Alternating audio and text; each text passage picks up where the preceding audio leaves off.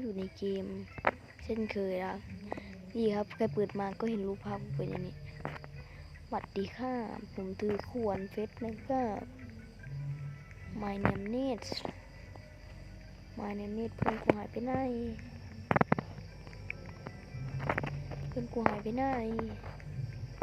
ผมใส่ต้องรออีกนานต้องก่อนนี่นะนะครับรอผมจะมารีวิวห้อง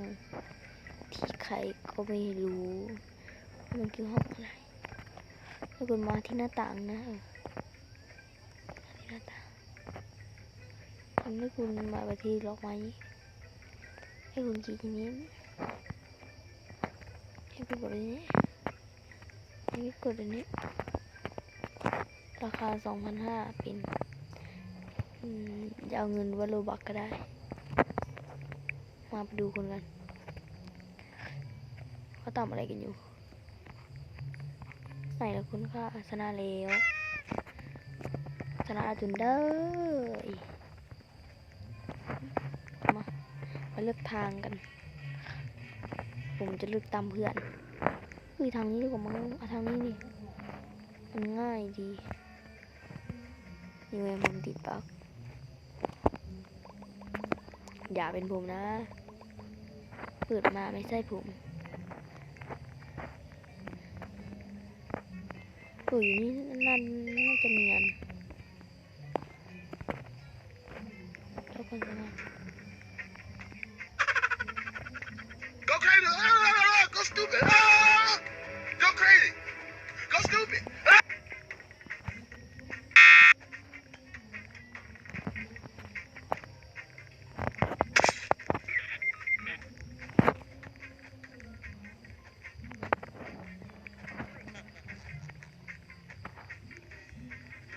Help me!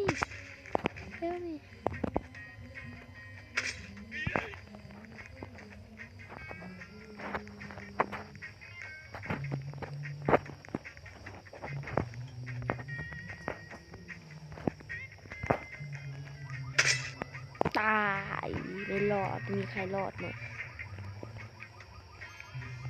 ทุกเพื่อนไม่รอดไหมเพื่อนมีคนรอดเมื่อกี้เป็นห้องตันยังไงโดนจับได้แล้วโดนไล่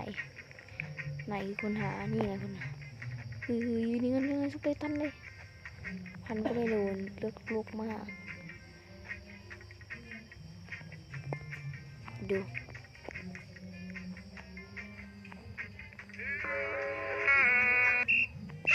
ชนะจุนดัง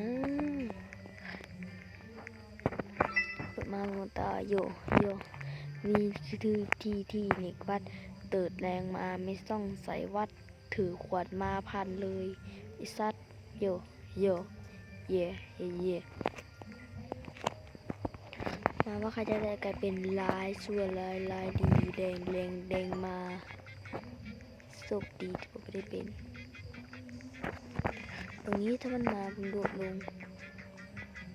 ยังไงกันนะ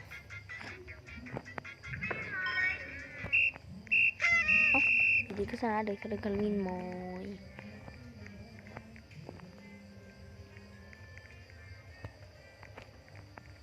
คือห้องอะไรวะดูครับผมติดบั๊กลองดูนะเอาดิ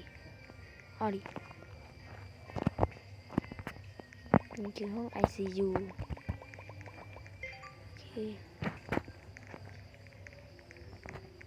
ทางลัด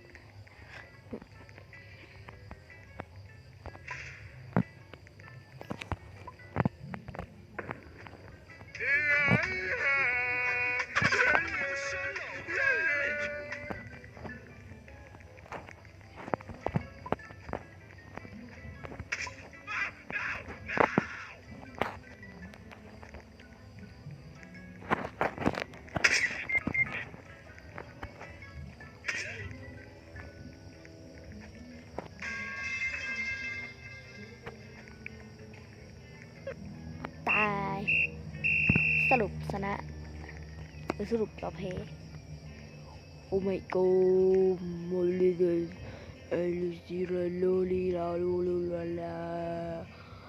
หิวข้าวแล้วก็บ่ได้กินข้าวแหวเบรกเชนี่ด่านนี้ก็ต้องไปหาที่แอบเดี๋ยวเวลาค่ะก็ต้องมีคนเลยนะ Have you seen you relax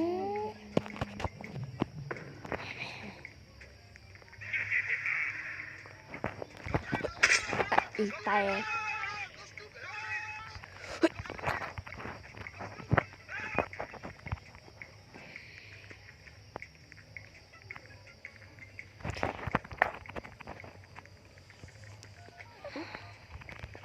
เอาขึ้นมาเขาขึ้นมา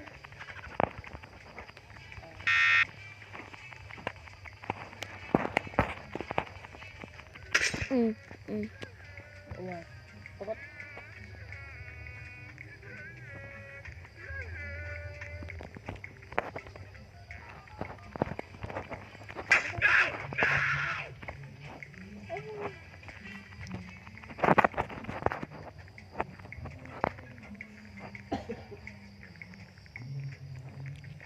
นี่กันนะ นี่มันเหมือนเป็นขบวนอย่าให้มันเป็นเสือเกาะเด้ขโมยไม่เดินบอก สู้กันรัวๆเลย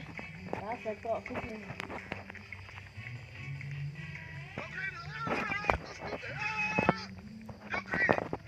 Go stupid. Go stupid.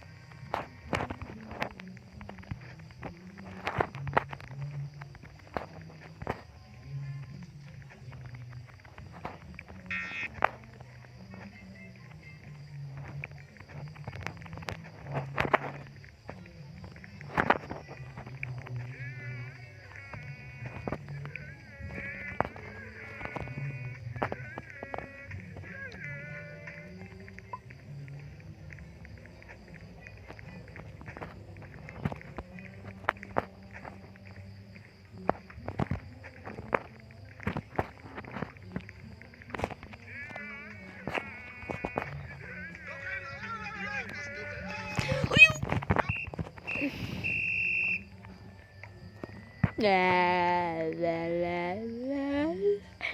กวนตีนมันก่อนกูจะกวนตีนมันก่อนกูจะกวนตีนมันเหมือนกันกูก็ไม่ยอมแพ้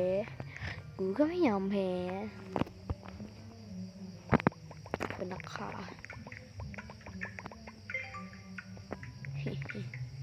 กูรี่อยู่นี่อ๋ออีกคืออยู่นี่โอเคค้าง ฆ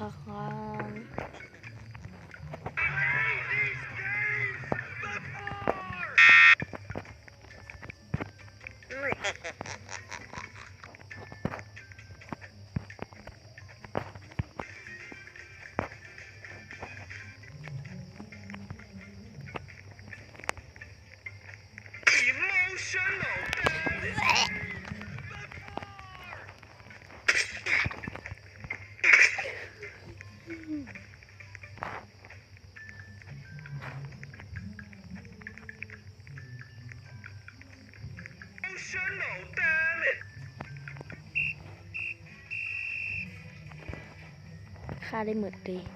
แหละกูขุดหญ้าเอาแบบระเบิดเอาแบบกัน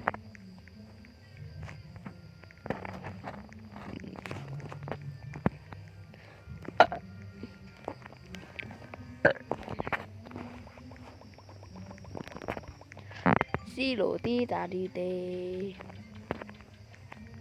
ซิกเซอร์แมนลีนี่เนียนชิบหายดิจุดเซฟสกิลโลโก้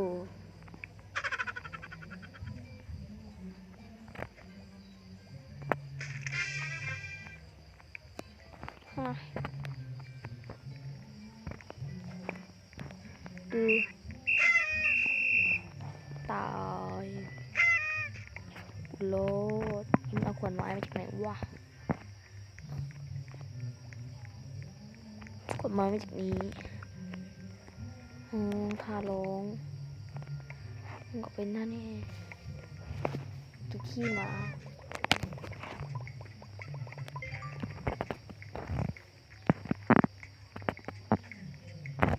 หน่อยเลยคนขวด